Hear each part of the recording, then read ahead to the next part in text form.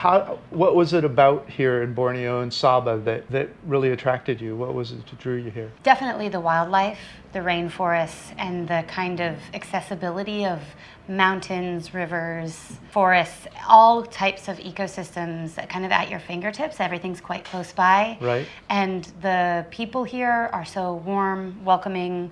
You definitely have the feeling like you are part of the culture kind of more quickly. Right. I love Southeast Asia, but this is a place that definitely felt very open, welcome, accessible. Sounds like you've been to other parts of Southeast Asia. Yes.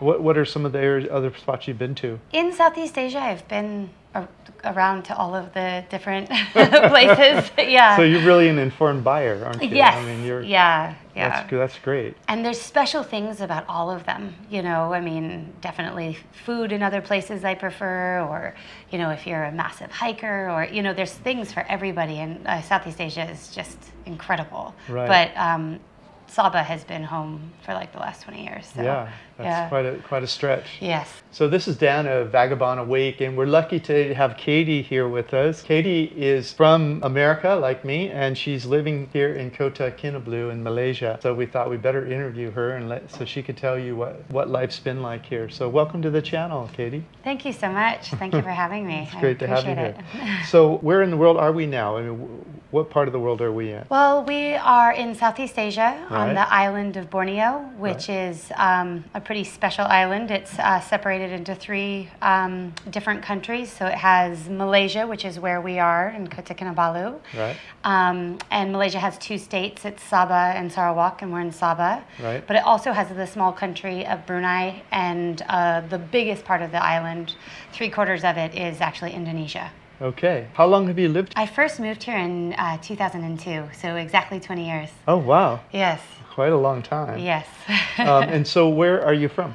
I'm originally from Boulder, Colorado, but Okay. I left there actually when I was 18, and I lived in a couple of different places in the States. Okay. Yeah. So you have a bit of the travel bug. Oh, yeah. You like to move a Yes. big bite of the travel bug, I Yeah. should say.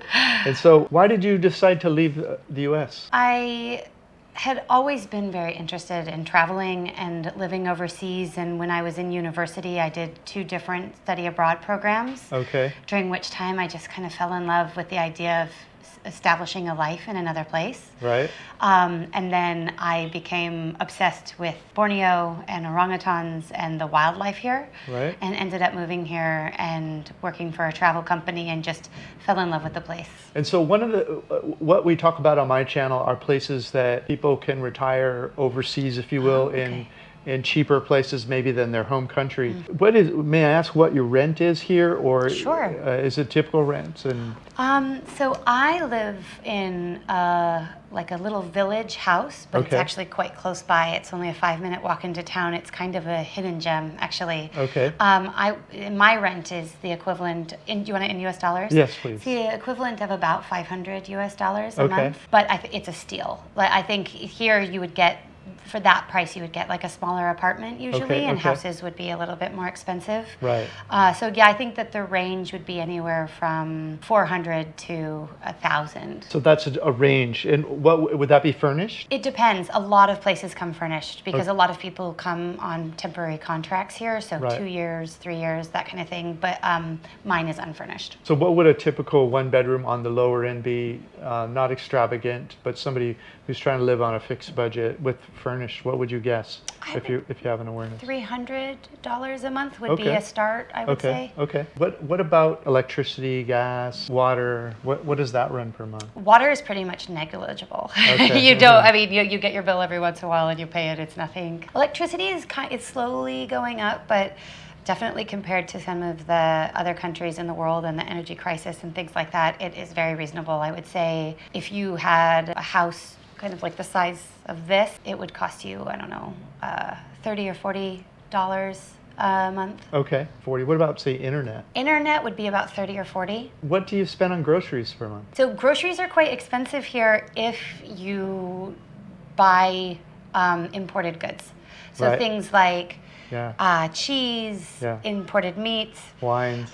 wine, very expensive. Actually, all alcohol in Malaysia Yeah, is that's quite right. expensive. That's a good point. You can understand why people here go out and eat all the time, because it's if I decide I want to cook at home, it's actually probably more expensive than if I go out. Okay. Yeah. So groceries are more expensive. And what if if they want to eat more local kind of foods that aren't imported? Maybe you see these open air markets with fruits and vegetables and meats. Is there much of a savings in that, would you say? Definitely. If you eat locally and you can, kind of get behind rice and noodles and doing that, you can eat here very inexpensively. Okay. Yeah. So what would the range be from a local eating up to an expat is cooking at home? Cooking at home. What's the range from low to high from those two worlds? Like for how much you would spend in the month? Yeah, that's good. Oh my. Okay. I would say you could live off of eating local food and vegetables for a couple hundred a month easily. Right. And if you had a more extravagant lifestyle, kind of the sky's the limit. Cheese and wine. Cheese, wine, all of that, you're going to be spending a lot. Yeah, 500, 600. Yeah. Right. Yeah. Okay. What about restaurants? Let's say you're going out a couple nights per week. Maybe let's say one night local kind of food, one night in an expat restaurant. I wouldn't call it tablecloth, but just a foreign food. Foreign food. Okay. Yeah, I would say for local food, going out to a restaurant. For 4 people, it would probably cost $5 to $6 a head. Okay. Without drinks. Of course. Yeah. And for that same group of people to go to an international restaurant on the kind of lower end, it would probably be about $10, $20 a head. Okay. Yeah. That's a good range. Thank you. That's very helpful. What about health insurance? Do you have health insurance here, or do you just pay as you go?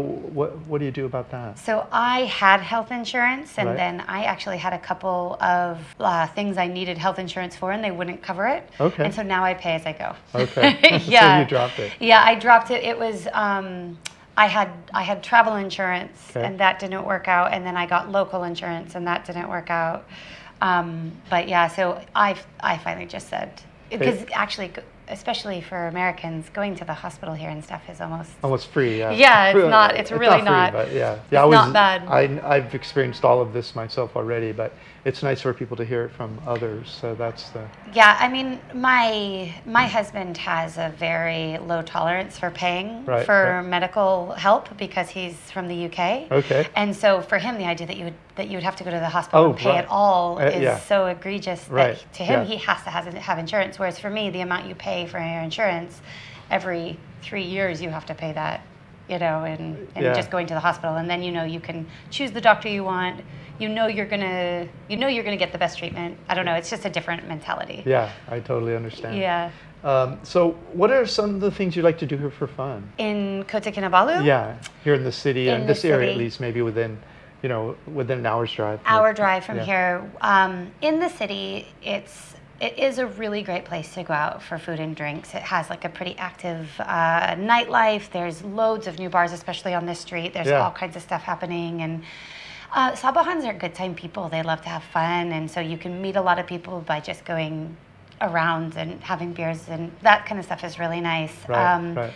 Cultural stuff, I'm not gonna lie, it needs more. There's not a lot of independent, movie houses or music or anything. But hopefully, I think that will come. I think that's kind of in the next 10 years. It is a nice place to be outside. So the beaches nearby are really good considering you're part of a city. I mean, there's islands off the coast that are 15 minutes away that are spectacular and filled with wildlife and great snorkeling, and again, really reasonable to get to. And there's definitely been a change. There's a lot of water sports around, so stand-up paddleboarding and sea kayaking, and all of that is readily available here, which is really fun. Do you feel safe here? Oh yeah, it's the safest place I've ever lived. Yeah. Definitely. I mean, I have lost a couple of bicycles that I didn't lock up. That was it. So, I've never had any kind of issue here. Yeah. So do you speak any of the local languages, like Malay or? Malay. Okay. Yes. Yeah. To be honest, it's not where it should be after 20 years, but I can get by. Right, you're trying though. So yeah. It's more than most of us, myself included. Well, it's hard, but especially, Malaysia is so, international and interracial. It has so many different cultures here, But in general, with all of my staff and everything, we speak in Malay. You think you really have to learn Malay to live here as an No. expat? No. Not here. Right. Other places in Southeast Asia, I think it would be a humongous limiting factor if you didn't know the local language. But in Malaysia, there's so many, there's a huge Chinese population and their Malay is just so-so. And so everybody, it's like English is almost a second, this next language here, I would say. Yeah, that makes sense. So what type of visa do you have that you're able to stay here? So I have a work visa through I have a job. I'm employed through a rainforest research organization here. Okay. So that's what my permit is. Property here is very expensive. Yeah. So I would rent. Yeah. It's surprisingly expensive. Since you mentioned it, this new Airbnb that you're opening, it's a house, right? Mm-hmm. Do you have any idea what that house would sell for? I know how much the entire house that we live in would cost because it's on a massive amount of land, really close to town. Yeah. And I think that would be 6 million ringgit. Okay. Which is what that is. $1.5 million? Yeah, something like that. Yeah. Which is a lot of money for what it is. A lot of money. Yeah, but what about a condo? Do they have condos in KK? I haven't noticed. Tons of condos, and it depends on where you'd be. But the property here is expensive. But that's not saying that's the minimum cost of a condo. No. But a foreigner has to buy above the minimum, which keeps the cheaper property available for the locals. That's the thinking. I'm sure that's the thinking, and also just wanting people to invest in these higher end apartments. I think is important, and a lot of them are really nice apartments. Yeah. But if I were coming to Malaysia, I would I think it's a renter's market. I do, versus buying. Oh, it is? Yeah, it's totally a renter. That's what I don't understand. Yeah. What the cost of the building is and what it'll rent for, it doesn't add up in Malaysia. I know. It's better in the U.S. Definitely. And you can't own outright here as well. You have a 100-year lease or 99-year lease. Oh, even on a condo? Even on a condo, on everything. And then the government has the opportunity to decide if it's still yours. I mean, probably none of us are going to be alive in 99 years, but it's just this idea. Because I lived in this amazing apartment, and I looked at it, and it was reasonably priced, and it was one of these things, and a real opportunity to get it. But when I looked at it was already 60 years or 50 years into this 99-year thing. And the value is going to drop as you get closer to the end, right? Yeah. So that's not the same as buying real estate. It's like buying a long-term lease. I know a lot of people are really inclined to buy because of this mentality of, you're paying off someone else's mortgage. But what I am thinking about doing is buying a small place elsewhere and renting here. Yeah. That's my belief system too. Yeah. I think you buy in your backyard and you rent when you're traveling around. I agree. Yeah. Because you just don't know the laws. You don't. But back at home, you know those laws, and you grew up knowing those laws. Yeah. So. By the way, everyone, Katie has a few businesses we're going to talk about also. We're even sitting in one of her Airbnbs, and you have 3 Airbnbs, right? Is it? I have 2, yeah. 2, okay. Yeah. Well, this one has 3 units. This one has 3 units, and then we have another one. And you have one restaurant already open, and you're opening a second one, right? Yeah, we have a deli. And so we're going to ask Katie a little bit, and it might be in this interview, it might be in the next one, but we're going to ask her what it's like having and starting a business in Malaysia. So if you're interested in that, stay attuned here. In part 2 of this video interview, Katie will share the pros and cons of starting her own business here in Sabah, Borneo, Malaysia. To watch that, just click the first link in the notes below this video and scroll to the bottom of that page where you will find both part 2 along with links to Katie's Airbnb apartments in Kota Kinabalu and her 2 restaurants. Finally, make sure to click the video appearing on the upper right-hand side of your screen now to learn the 10 other reasons you should not buy real estate overseas.